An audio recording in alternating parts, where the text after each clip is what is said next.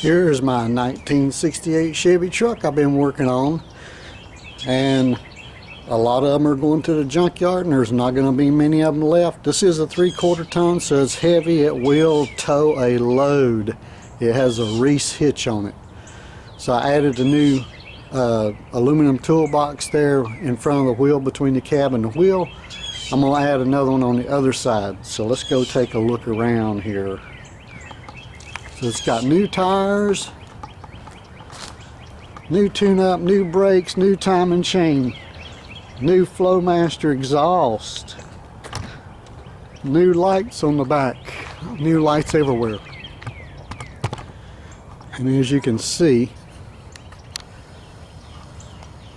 Reese hitch, heavy duty. It's got the leaf spring helper with coil spring, so it will haul a load. New tires. Good looking little truck. And yes, I finally got around to putting the dash pad in, and that's going to be part of the video. So it's got a new dash pad. Turned out okay.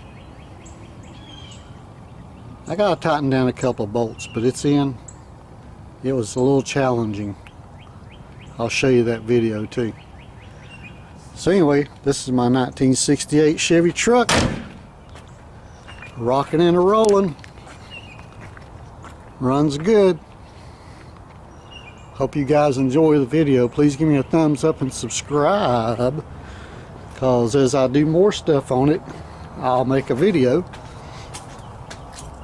And if I get another Chevy truck or a Mustang, because that's the main two things I do, I will make another video. So you guys have a great day, and watch this video of me putting this dash pad in. It was a challenge.